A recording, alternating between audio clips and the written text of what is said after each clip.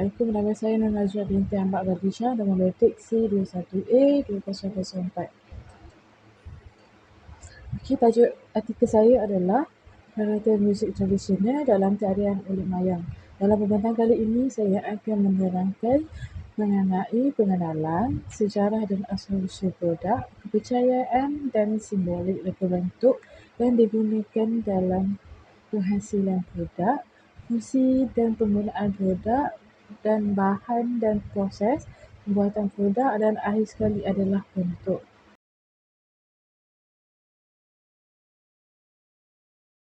Okey, bagi pengenalan pula, Kamus edisi 4 2007 maksud reka bentuk bermaksud rancangan bentuk corak dan lain-lain yang menunjukkan susunan ataupun aspek-aspek sesuatu binaan. Menurut kamus itu juga, tradisional bermaksud bersifat ataupun mengikut tradisi. Selain itu, gambaran perilaku manusia merupakan satu kebiasaan dan tradisi yang telah berjalan dalam waktu lama secara turun-temurun, dimulai dari nenek moyang.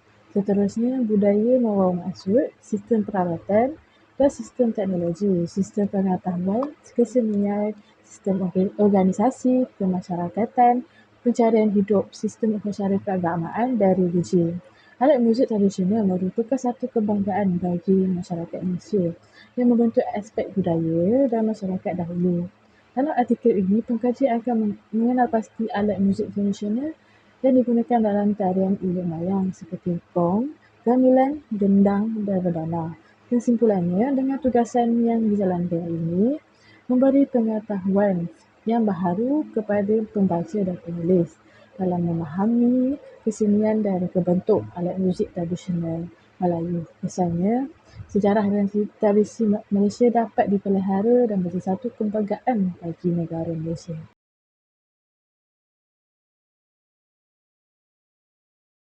Kosong adalah sejarah dan asal-usul, kepercayaan dan simbolik. Bagi Ulik Mayang, sejarah mengenai Ulik Mayang merupakan satu tarian tradisional yang berasal dari negeri Terengganu di Malaysia. Dikatakan pada zaman dahulu, tarian Ulik Mayang ini akan dilakukan pada musim puja pantai. Penari daripada bilangan 10 hingga 11 penari, Ulik Mayang satu tarian bercara merawat penyakit. Dikatakan berlaku pada suatu masa, kumpulan nelayan pergi menangkap ikan. Lalu mereka dilanda malapetaka dengan dilanda ribut di tengah laut. Namun, mereka terselamat kecuali seseorang nelayan. Satu nelayan tidak selamat.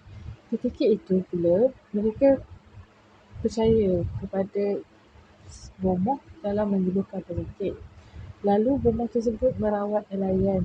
Bomoh itu menyatakan bahawa nelayan itu telah dipukau oleh puteri Bunyan yang ingin menguji nelayan itu, dan dikatakan juga oleh bomoh itu nelayan tersebut merayau-rayau di alam Bunyan, dan berlaku beberapa peristiwa ketika itu di antara bomoh dan puteri tersebut. Namun setelah itu, bomoh merayu kepada puteri ketujuh agar memulangkan semula nelayan itu. Setelah itu, tersebut memulangkan jiwa nelayan dengan sikap daripada puteri itu, mereka membalas budi dengan mempersembahkan nasib yang berwarna. Upacara tersebut telah menjadi satu tradisi ketika itu sehingga muncul agama Islam. Kedua adalah gamelan. Sejarah kemunculan gamelan di Malaysia berlaku ketika sekumpulan pemuzik dan penari persembahan tarian yang diiringi bersama instrumen alat muzik tembaga pada tahun 1811. Ketika itu, gamelan Melayu telah dibawa dari Istana Riau Lingga untuk ke satu majlis perkahwinan diraja di Pekan Pahang. Setelah itu, gamelan yang diiringi dengan seni persembahan tradisional semakin mendapat tarikan dan telah berkembang menjadi satu hiburan utama untuk keseronokan diraja di Pahang dan juga Terengganu. Kemudian, kasih sayang yang melimpah ruah Raja Terengganu kepada seni persembahan dan muzik tradisional gamelan membuatkan ianya menjadi berkembang pada ketika itu. Namun, setelah baginda mangkat meninggal dunia, gamelan Melayu semakin hilang menyebabkan khazanahnya menjadi tersembunyi. Seterusnya, sejarah gong. Berbagai pendapat mengenai kewujudan peralatan muzik gong ini. Namun dikatakan ianya telah lama muncul di Asia Tenggara. Ada juga pendapat menyatakan gong telah lama wujud di negara China pada zaman dinasti Zhou. Gong juga dijadikan sebagai alat upacara di China dan Vietnam. Pada zaman dahulu, gong adalah sebuah objek yang berharga atau mewah yang hanya dimiliki oleh golongan bangsawan sahaja. Selain itu, kewujudan gong di Malaysia adalah faktor hasil perdagangan rempah dari India dan China hasil daripada kerajaan Melayu tua.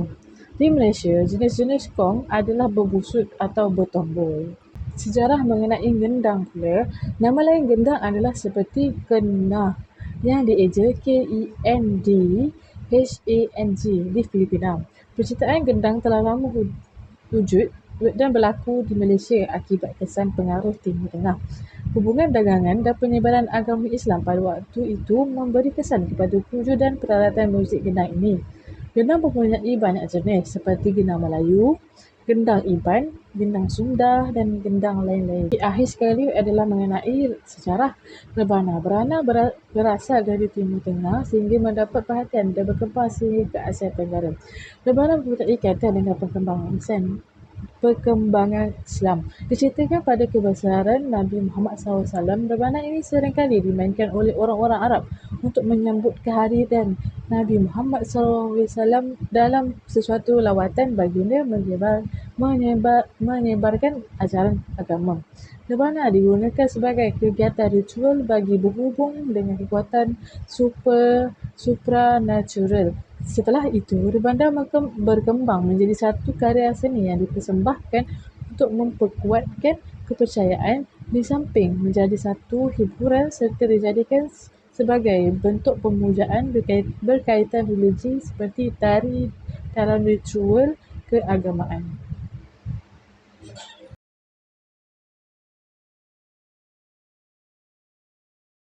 30% adalah reka bentuk yang digunakan dalam penghasilan produk. Okey, alat muzik pertama adalah gamelan. Gamelan mempunyai 7 alat muzik asas iaitu keromong, benang barung, gambang, sarung kecil, sarung besar, kenang, sepasang gong iaitu gong kecil dan gong besar. Okey, alat muzik kedua adalah gong. Reka bentuk gong berwajah satu dan bahagian tengahnya pula adalah dilekukkan yang mempunyai benjolan. Palunya pula dibuat dari kayu yang dibalut dengan getah. Hasil daripada palu tersebut akan menghasilkan bunyi yang berdengung. Alat muzik ketiga adalah gedang. Reka bentuk gedang mempunyai 2 muka. Bahagian badan dipanggil sebagai temiang. Kulit lembu ataupun kerbau akan digunakan untuk menyelaputi badan gedang tersebut. Temiang dililit dengan rotan yang berdekatan dengan muka dan berbentuk melengkung sedikit. Dan alat muzik keempat adalah rebana. Reka bentuk rebana mempunyai satu muka. Bentuk rebana adalah seperti ataupun berbentuk seperti sebuah pasu. Reka bentuk berulang rebana pula adalah dari kulit kerbau. Seterus itu, rotan akan digunakan untuk menegangkan kulit kerbau dan lembu tersebut.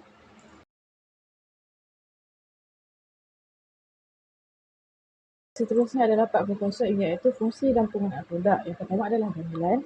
Alat muzik gamelan adalah bersifat polyphony iaitu keseragaman bunyi berbeza sehingga menghasilkan sesuatu bunyi yang harmoni yang membantu menguatkan dan menaikkan semangat iaitu yang digunakan dalam tarian ulit mayang. Dan yang kedua adalah gong. Gong digunakan semasa ritual keagamaan sebagai simbol atau ritual. Cara penggunaan gong adalah dimainkan dengan menggunakan pemukul dan dipukul pada bahagian tengah iaitu bahagian timbul. Dan ianya akan menghasilkan bunyi berdengung dan ataupun bunyi hasil daripada getaran. Alat muzik ketiga adalah gendang. Fungsi gendang adalah sebagai muzik yang mengiringi sesuatu tarian seperti di dalam tarian ulit mayang. Gendang dimainkan dengan menggunakan kedua tangan lalu dipukul pada gendang dan posisi kedudukan gendang akan dipeluk oleh pemain. Yang keempat adalah rebana. Rebana akan dipegang. Cara penggunaan rebana adalah akan dipegang oleh pemain dan menggunakan tangan kiri atau kanan untuk memukul rebana. Sifat bunyi rebana adalah membrangofon, iaitu bunyi yang terhasil pada kulit yang ditendangkan, dan rebana juga dikenali sebagai alat muzik paluan.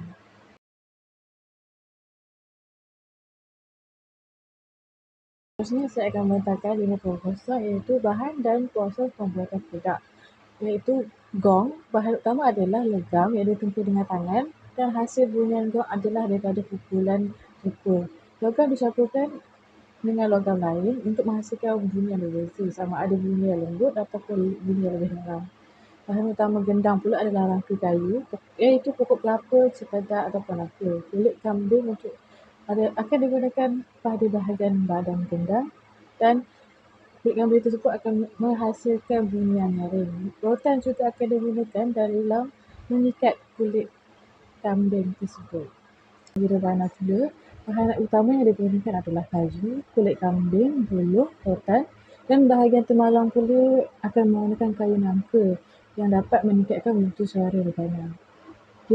Okey, saya akan menerangkan juga proses rebana. Yang pertama adalah bermula dengan membuat pemotongan kayu mengikutkan banyak saiz sebelum direndamkan ke dalam air dan dilarik dengan mesin pelarik. Setelah itu, proses memasang dan memaku kulit dan seterusnya akan melakukan proses perincian kegemasan, mengilatkan rebana dan membersihkan kulit rebana. Proses jenis rebana menyelang ataupun penengkah memakan masa 3 hingga 6 bulan untuk disiapkan untuk mendapatkan bunyi yang terbaik. Manakala jenis rebana lain hanya disiapkan dalam tempoh seminggu.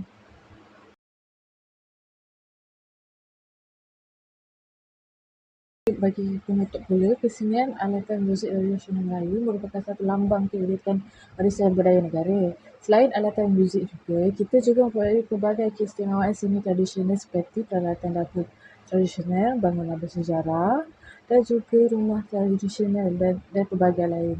Oleh itu, dengan keunikan dan kelainan alatan muzik tradisional negara menjadikan ini satu sejarah dan artifak berharga untuk dihayati dari budaya supaya kekal dikenali sehingga generasi ke generasi. Dari tugasan ini juga, saya dapat memahami dan mengenali sejarah, konsep, reka bentuk dan proses pembuatan produk. Kesan daripada itu, kita mampu memelihara warisan negara agar tidak pupus. Kesimpulannya, tugasan ini banyak memberikan saya pengetahuan berharga serta menghargai produk tradisional negara. Produk tradisional negara merupakan satu lambang dan keunikan keistimewaan negara kita. Sekian, terima kasih.